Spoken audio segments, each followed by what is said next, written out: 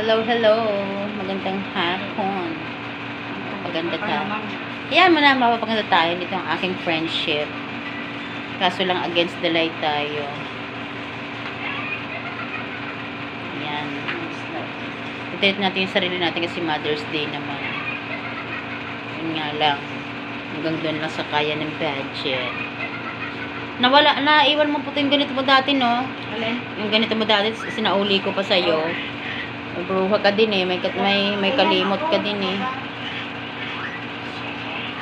Dilim ng aking kwarto. Pero inano ko yung against the light tayo.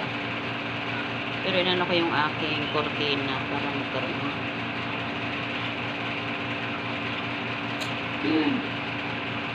Ito pa yung kulay mo dati. Oh? Oo. Hindi na nagpakulay sa iba? Hindi man ako mahilig magpakulay. Inano ko lang kasi parang dry na siya. Kaya papaano ko lang sa'yo. Ano? So, nagmamadali na ako, Lin. Yung ano lang, hindi masyadong matrabaho at ako'y gugura na. Hindi nga kami nagkasundo-sundo ng mga kapatid ko. Ang ligalig ng nanay kasi. Ang usapan kasi, yung kapatid ko, di ba may sasakyan yun. Oh. Usapan namin, magdadala nga siya ng sasakyan. Kahit magbigay na nga lang kami ng pang toll gate, pang gas, ganun. Eh, nagbago nga ang isip. Gawa na yung nanay ko, nagmamadali na raw, nagwawala na. Di ba ang matanda kasi pag gaganon, akala niya piyesta eh. Akala mo naman buong barangay pala, pakakainin niya. Eh, meron kasing katrabaho doon. Di ba, pinabakuran nga ng kapatid ko yung aming bahay kasi nga, gusto rin naman niya na mapabakuran na yun kasi tagal na nga rin gusto ng nanay ko mapabakuran yun. Di pinabakuran ng kapatid ko, yun nga, pinakontrata niya. Ito naman nanay ko, akala hindi kontrata at nagmamadali yun. Tipong, akala ng nanay ko kailangan bantayan. Di ba pag kontrata kahit di mo bantay? Oo. Eh, nagmamadaling gumura yung nanay ko. Ayun, nauna na sila. Eh, sabi ko, ako naman, baka ako, itong basta dadating ako doon, piyesta na. Kasi para sayawan na kaagad. Hindi na kailangan pang anik-anik pa doon. Di, bahala na sila doon. Para pagdating ko, Sila pagod. gora na. O, may kisayaw na lang ako. Kala nyo, Sila pagod. O ikaw. Kaya ka. Hindi naman kami masyado naghahanda pag piyesta. Kasi puro naman may handa. Oo. Kung ano lang yung kaya ba? Ano ba? Against the light kasi. Kung ano lang yung kaya ng ating budget, dun lang. Buti nga kamo yung kasama ko yung kapatid kong siya yung mag-rubber edi siya yung pag-asus doon.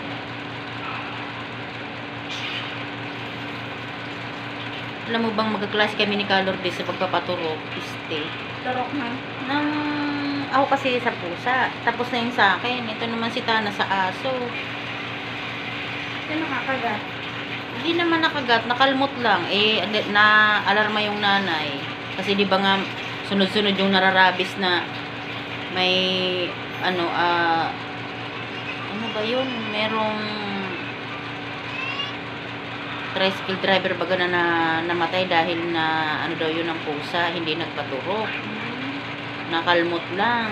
Kaya na-alerto rin ako kahit ako nakalmot lang ako, nagpaturok ako Tapos, ito namang Tana, nakalmot lang din ang aso. Naalarma din kami kasi baon naman dito sa may kamay. Alam mo yung tipong kalmot lang, matakot ka kasi ang daming na, di ba yung 13 years old na dalaginding na namatay, yung binalita na taga Manila ata yun. Napanood mo yun, Lin? Yung 13 years old na February lang nakagat ay namatay after 2 months. Init kasi panahon. Maano nga raw ang rabies, sabi dun sa clinic. Pag daw ganyan ang panahon, maano daw ang rabies niyan, yung parang galit na galit din. Active, kaya nakakatakot. Kahit ako natakot na lang din kasi sabi ko, ba, manghinayang ka sa papaturok mo, yung buhay naman ng bata. Kaya, ayan o, tinan mo. Last turok pa yan sa 17, booster na lang. Nairaos ko din naman, pero mahal ah. Kaming dalawa ay nakaano kami, 4-4, dalawang 4-4. Hindi, 4-8. Ay, 8-8, tama ba? Dalawang 4-8-8, tama? Dalawang 4-8. Oh, hindi, dalawang 4-4, di 8-8-8, di ba, tama? Ako, nabububo na ako sa ano. Dami nang iniisip. So, ayoko nang mag-iisip pa. At naubos na nga yung aking budget dun. Tapos mag-iisip pa ako. Naubos na yung budget ko dun. Kaya nababaliw na ako eh. Sabi ko, ano ba yan? Wala naman to sa budget. Talagang sumabay-sabay pa eh. Nakalmot lang ako. Pero bumaon yung akin. At nung bumaon siya, sabi nung dun sa clinic, kung hindi yan dumugo ma'am, okay lang. Dumugo kasi Lin. Natakot ako kasi ang explanation dun, pag daw dumugo kasi yun, ibig sabihin daw nun, na-open yung ano, oo, parang papasok yung ano, rabies. Sabi niya kung hindi yan dumugo ma'am, at scratch lang na ganan, tas hindi siya dumugo, okay pa.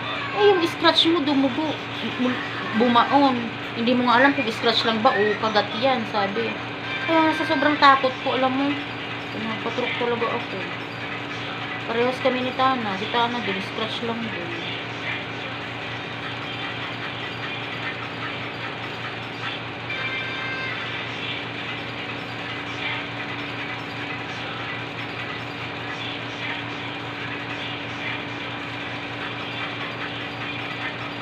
Kamusta na ang buhay-buhay dun, Lin? Ay, ewan ko. Kaya ako hindi naman nalabas ng bahay. Alam mo naman. Lagi kong busy. Nalabas ng bahay. Pag nandun na ako sa loob ng bahay. Pag ako nandun, sabi nga na ako ba? Sabi ko, wala. Wala. Nandun na ako sa loob ng bahay. Ako din naman, hindi rin ako lumalabas. Yung ang pagkatok ng Hindi ka na lumalabas. Yung- Ako sa labas. yung kumatok nga nagmamantidyo. Nagkaanuhan pa kami, sabi ko kasi sa kanila, bakit hindi pinapapasok ang mga anak ko? Tinanong ko lang, ba't ayaw papasukin ng guardia nila yung mga anak ko? Sabi ko, bakit ako pag homeowner, hindi pinapapasok ng guard? Tinanong ko lang, bakit ako ganun? Iko-concern daw nila, kasi di ko nga yung presidente nila dyan. Sinabi ko nga sila, straight, vote ako sa inyo, tapos ganun. Sabi ko, homeowner din ninyo papapasukin. Sabi ko, ba't ganun? Anak ko naman kako yun, at saka yun kako, kahit may asawa na yun. Ano yun dito? Sabi ko, parot pa rito, kasi nga, wala naman kakong permanente pang tirahan yun. Alam mo dyan, masyadong ano yung Sobra na nga. Sobra na talaga, ang dami nagrereklamo dyan na ano. Bawat pasok mo, kailangan mo, magbayad ka. oo. Sabi ko nga, lagi nilang hinihingian, kaya ginawa ko, binili ko na ng sticker. Pero tama naman yung ano ng anak ko. Mami, paano ko bibili ng sticker? Saan ko isasalpak yun? Wala man akong sariling motor, nanghihiram lang ako. Sabi niya, ikaw may sticker ka kasi may sarili kang motor. Sabi ko, kaya nga, yun ang pinupunto ko rin. Bakit ka ako ganun? Oo, kaya naman naman sila. Kaya naman talaga, kaya nga. Sabi ko nga sa kanila napakasipag kong magmantidyo sa inyo, pero pag ganyan ka ako, tinatamad ako. Tunay. Kasi pinang ako, nagbayad ako, pero nagsabi ako. Sabi ko, pagka ganun ka ako, tatamarin ako. Kasi ako, monthly ako sa inyo nagbibigay. Minsan, advance pa nga. Pero pagka ako, pag ganyan ng system ninyo, na hindi nyo yung pagsasabihan yung gwardiya nyo dyan. Masyado silang, Hindi, may gwardiya talaga yun ng bukod tangi niya. Nag-iisa siyang ganyan dyan. Maayos naman yung ibang gwardiya dyan. Sabi ko sa kanya tagalan namin nakatira dito, 2023 kasi, nasa phase 5 kami. 2024, lumipat kami dito. Si Strawberry ay nag 1 year old sa Jollibee Banlik na nga. Tapos may asawa na yung bata, may anak na. Bakit ganun?